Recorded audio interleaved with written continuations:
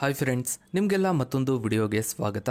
Friends, ಯಹೂದಿ, ಕ್ರೈಸ್ತ ಹಾಗೂ ಇಸ್ಲಾಂ ಧರ್ಮಗಳಲ್ಲಿ Adam ಎಂಬ ವ್ಯಕ್ತಿಯ ಬಗ್ಗೆ ಉಲ್ಲೇಖವಿದೆ.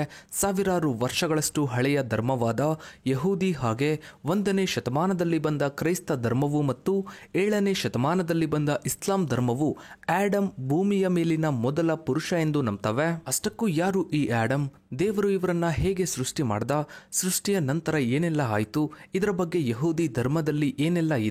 ಇವತ್ತಿನ ಈ ಒಂದು ವಿಡಿಯೋದಲ್ಲಿ ಎಲ್ಲವನ್ನ ನೋಡ್ತಾ ಹೋಗೋಣ ಬನ್ನಿ. ಫ್ರೆಂಡ್ಸ್, ನೀವೆಲ್ಲ ಉಪೇಂದ್ರ ಅವರ UI ಸಿನಿಮಾವನ್ನ ನೋಡಿದ್ರೆ ಖಂಡಿತ ಈ ಸೀನನ್ನ ನೋಡೇ ಇರ್ತೀರಾ. ತುಂಬಾ ಜನಕ್ಕೆ ಇದು ಕೇವಲ ಒಂದು ಸಿನಿಮಾ ಅನ್ಸಿರುತ್ತೆ, ಆದ್ರೆ ಸಾವಿರಾರು ವರ್ಷಗಳ ಹಿಂದೆಯೇ ಇದರ ಬಗ್ಗೆ ಯಹೂದಿ ಧರ್ಮದಲ್ಲಿ ಉಲ್ಲೇಖವಿದೆ. ಮನುಕುಲದ ಪ್ರಥಮ ಮಾನವ ಆಡಮ್ ಎಂಬುದು ವಿಶ್ವದ ಪ್ರಮುಖ ಏಕದೇವತಾವಾದಿ ಧರ್ಮಗಳಾದ ಯಹೂದಿ ಧರ್ಮ, ಕ್ರಿಶ್ಚಿಯನ್ ಧರ್ಮ ಮತ್ತು ಇಸ್ಲಾಂ ಧರ್ಮಗಳಲ್ಲಿ ಮನುಕುಲದ ಪ್ರಥಮ ಮಾನವ, ಪಿತಾಮಹ ಮತ್ತು ದೇವರ ಸೃಷ್ಟಿಯ ಕಿರೀಟ ಎಂದು ಪರಿಗಣಿಸಲಾಗಿರುವ ಒಂದು ಪ್ರಮುಖ ವ್ಯಕ್ತಿತ್ವ. ಆಡಮ್ ಎಂಬ ಹೆಸರು ಹಿಬ್ರೂ ಭಾಷೆಯ ಅಂದ್ರೆ ಯಹೂದಿ ಭಾಷೆಯ ಆದಮ್ನಿಂದ ಬಂದಿದೆ. ಇದಕ್ಕೆ ಮನುಷ್ಯ, ಮಣ್ಣಿನಿಂದ ಸೃಷ್ಟಿಸಲ್ಪಟ್ಟವನು ಅಥವಾ ಕೆಂಪು ಮಣ್ಣು ಎಂಬ ಅರ್ಥಗಳಿವೆ. ಈ ಪದವು ಸಾಮಾನ್ಯವಾಗಿ ಮನುಕುಲವನ್ನ ಸೂಚಿಸಲು ಸಹ ಬಳಸಲಾಗುತ್ತೆ. ಯಹೂದಿ ಧರ್ಮದಲ್ಲಿ ಆಡಮ್ ಕೇವಲ ಒಂದು ಐತಿಹಾಸಿಕ ವ್ಯಕ್ತಿಯಾಗಿರದೆ ಮಾನವೀಯತೆ, ಸೃಷ್ಟಿ ಮತ್ತು ದೇವರೊಂದಿಗಿನ ಸಂಬಂಧದ ಕುರಿತು ಪ್ರಮುಖ ಧಾರ್ಮಿಕ ಮತ್ತು ತಾತ್ವಿಕ ಪರಿಕಲ್ಪನೆಗಳ ಸಂಕೇತವಾಗಿದೆ. ಆಡಮ್ನ ಸಂಪೂರ್ಣ ಇತಿಹಾಸವನ್ನ ಹಿಬ್ರೂ ಬೈಬಲ್ನ ಜೆನೆಸಿಸ್ ಪುಸ್ತಕದಲ್ಲಿ ಕಾಣಬಹುದು. ಜೆನೆಸಿಸ್ ಪುಸ್ತಕದ ಮೊದಲ ಅಧ್ಯಾಯದಲ್ಲಿ ದೇವರು ನಮ್ಮ ಸ್ವರೂಪದಲ್ಲಿ, ನಮ್ಮ ಹೋಲಿಕೆಯಲ್ಲಿ ಮನುಷ್ಯನನ್ನ ಸೃಷ್ಟಿಸೋಣ ಎಂದು ಹೇಳ್ತಾನೆ. ಇದು ಮಾನವನಿಗೆ ದೈವಿಕ ಗುಣಗಳಾದ ಬುದ್ಧಿಶಕ್ತಿ, ನೈತಿಕ ಆಯ್ಕೆಯ ಸಾಮರ್ಥ್ಯ ಮತ್ತು ಸೃಜನಶೀಲತೆಯನ್ನ ನೀಡುವ ಉದ್ದೇಶವನ್ನ ಸೂಚಿಸುತ್ತೆ. ದೇವರ ಈ ಹೇಳಿಕೆಯು ಯಹೂದಿ ಧರ್ಮಶಾಸ್ತ್ರದಲ್ಲಿ ಅತ್ಯಂತ ಮಹತ್ವದ ಮತ್ತು ಆಳವಾದ ಅರ್ಥವನ್ನ ಹೊಂದಿದೆ. ಈ ಹೇಳಿಕೆಯು ಮಾನವನಿಗೆ ದೈವಿಕ ಗುಣಗಳನ್ನ ನೀಡುವ ಉದ್ದೇಶವನ್ನ ಸೂಚಿಸುತ್ತೆ. ಮನುಷ್ಯನಿಗೆ ತರ್ಕಿಸುವ, ಯೋಚಿಸುವ, ಕಲಿಯುವ ಮತ್ತು ಜ್ಞಾನವನ್ನ ಸಂಗ್ರಹಿಸುವ ಸಾಮರ್ಥ್ಯವನ್ನ ನೀಡಲಾಗಿದೆ. ಇದು ಪ್ರಾಣಿ ಪ್ರವೃತ್ತಿಯನ್ನ ಮೀರಿದ ಒಂದು ಗುಣ. ದೇವರು ಮನುಷ್ಯನಿಗೆ ಒಳ್ಳೆಯದು ಮತ್ತು ಕೆಟ್ಟದ್ದರ ನಡುವೆ ಆಯ್ಕೆ ಮಾಡುವ ಸ್ವತಂತ್ರವನ್ನ ನೀಡಿದ್ದಾನೆ.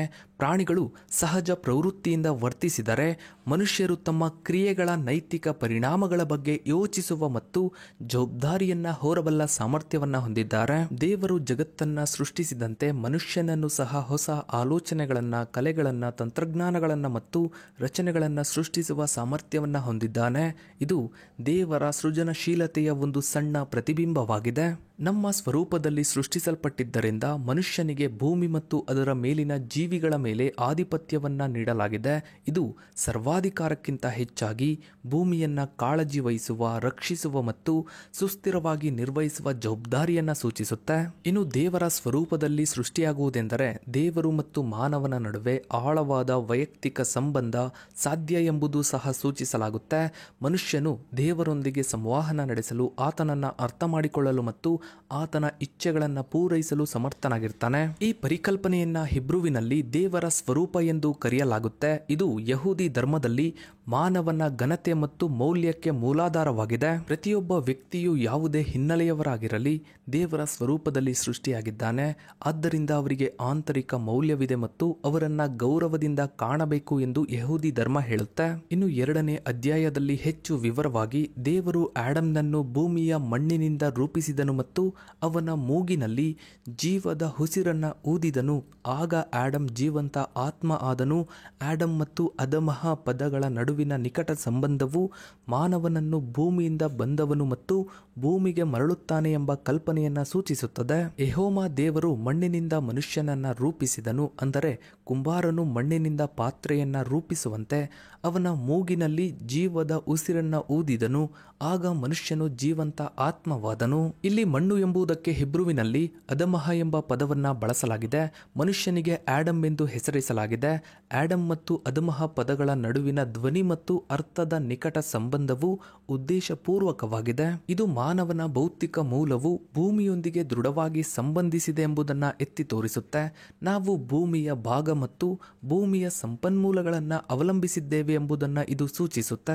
ಇನ್ನು ದೇವರು ತನ್ನ ತನ್ನ ಜೀವದ ಉಸಿರನ್ನ ಮಾನವನೊಳಗೆ ಊದುವ ಮೂಲಕ ಕೇವಲ ಭೌತಿಕ ರೂಪಕ್ಕೆ ಬದಲಾಗಿ ಜೀವವನ್ನು ಮತ್ತು ಪ್ರಜ್ಞೆಯನ್ನ ನೀಡಿದನು. ಇದು ಮಾನವನನ್ನು ಕೇವಲ ಮಣ್ಣಿನ ರಾಶಿಯಿಂದ ಪ್ರತ್ಯೇಕಿಸುತ್ತದೆ ಮತ್ತು ದೇವರು ಮತ್ತು ಮಾನವನ ನಡುವಿನ ವಿಶಿಷ್ಟ ಸಂಬಂಧವನ್ನ ಎತ್ತಿ ತೋರಿಸುತ್ತದೆ. ಇದು ಮಾನವನಲ್ಲಿ ಆಧ್ಯಾತ್ಮಿಕ ಅಂಶದ ಉಪಸ್ಥಿತಿಯನ್ನ ಸೂಚಿಸುತ್ತದೆ. ಜೀವದ ಉಸಿರನ್ನ ಸ್ವೀಕರಿಸಿದ ನಂತರ ಆಡಮ್ ಜೀವಂತ ಆತ್ಮವಾದನು. ಇದು ಕೇವಲ ದೈಹಿಕ ಅಸ್ತಿತ್ವಕ್ಕಿಂತ ಹೆಚ್ಚಿನದನ್ನು ಸೂಚಿಸುತ್ತದೆ. ಪ್ರಜ್ಞೆ, ಇಚ್ಛೆ, ಭಾವನೆಗಳನ್ನು ಮತ್ತು ದೇವರೊಂದಿಗೆ ಸಂಬಂಧ ಹೊಂದುವ ಸಾಮರ್ಥ್ಯವನ್ನ ಹೊಂದಿರುವ ಒಂದು ಸಮಗ್ರ ಅಸ್ತಿತ್ವ.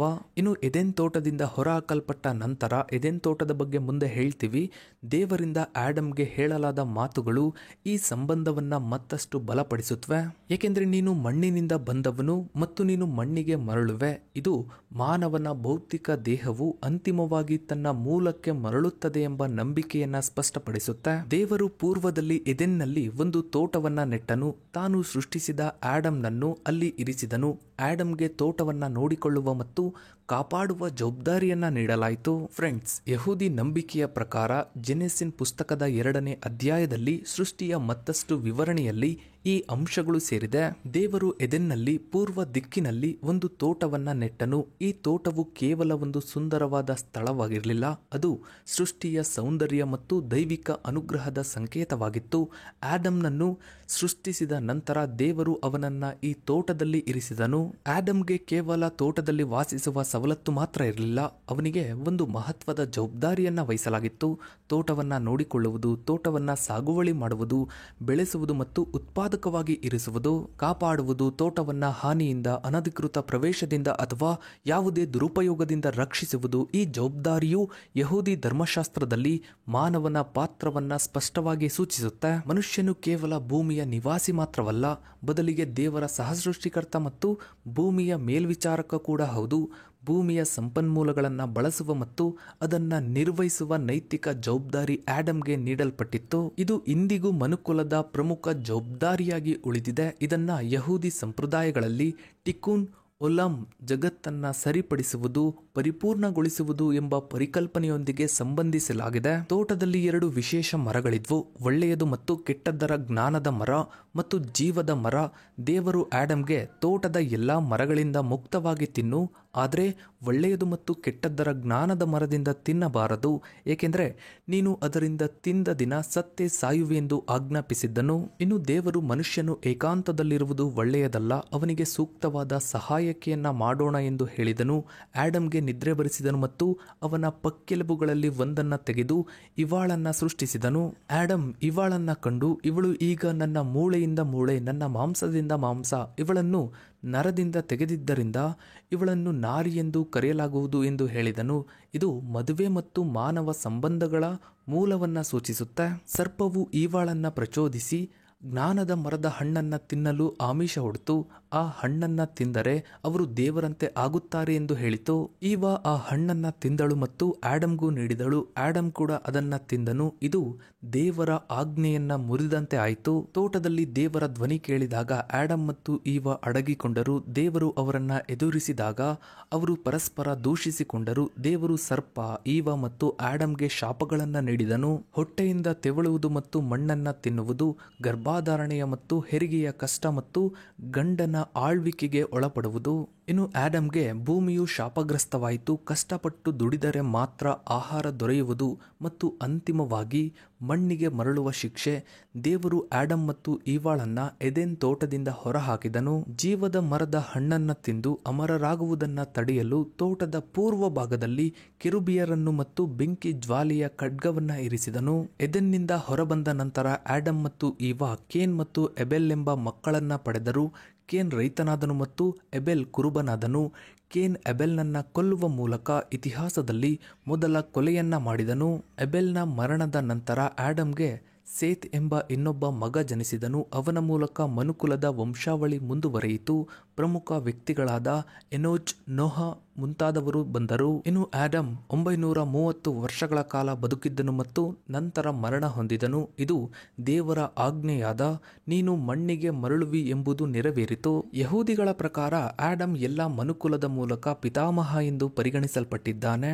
ಇಡೀ ಮನುಕುಲವು ಆಡಮ್ನಿಂದ ಹುಟ್ಟಿಕೊಂಡಿದೆ ಎಂಬುದು ಯಹೂದಿಗಳ ನಂಬಿಕೆಯ ಪ್ರಮುಖ ಅಂಶವಾಗಿದೆ. ಇದು ಜನಾಂಗೀಯ ಸಮಾನತೆ ಮತ್ತು ಏಕತೆಯನ್ನ ಬೋಧಿಸುತ್ತದೆ. ಇನ್ನು ಯಹೂದಿಗಳ ರೀತಿಯಲ್ಲೇ 1ನೇ ಶತಮಾನದಲ್ಲಿ ಬಂದ ಕ್ರೈಸ್ತ ಧರ್ಮ ಹಾಗೂ 7ನೇ ಶತಮಾನದಲ್ಲಿ ಬಂದ ಇಸ್ಲಾಂ ಧರ್ಮದಲ್ಲೂ ಆಡಮ್ ಬಗ್ಗೆ ಉಲ್ಲೇಖಗಳಿವೆ. ಇವರು ಕೂಡ ಆಡಮ್ ಮೊದಲ ಮಾನವ ಅನ್ನೋದನ್ನ ನಂಬ್ತಾರೆ. ಸೊ ಫ್ರೆಂಡ್ಸ್, ಇದಾಗಿತ್ತು ಇವತ್ತಿನ ಈ ಒಂದು ವಿಡಿಯೋದ ಬಗ್ಗೆ ನಿಮ್ಮ ಅನಿಸಿಕೆ ಅಭಿಪ್ರಾಯಗಳನ್ನ ತಪ್ಪದೆ ಕಮೆಂಟ್ ಸೆಕ್ಷನ್ ನಲ್ಲಿ ಕಮೆಂಟ್ ಮಾಡಿ. ಹಾಗೆ ವಿಡಿಯೋಗೊಂದು ಲೈಕ್ ಮಾಡ್ತಾ ವಿಡಿಯೋನ ಆದಷ್ಟು ಎಲ್ಲ ಕಡೆ ಶೇರ್ ಮಾಡಿ. ನೀವಿನ್ನು ನಮ್ಮ ಚಾನಲ್ಗೆ ಸಬ್ಸ್ಕ್ರೈಬ್ ಆಗಿಲ್ಲ ಅಂದ್ರೆ ಕೆಳಗಡೆ ಕಾಣೋ ಸಬ್ಸ್ಕ್ರೈಬ್ ಅನ್ನ ಕ್ಲಿಕ್ ಮಾಡಿ. ಹಾಗೆ ಪಕ್ಕದಲ್ಲಿ ಕಾಣೋ ಬೆಲ್ ಐಕನ್ ಕೂಡ ಕ್ಲಿಕ್ ಮಾಡಿ. Thanks for watching.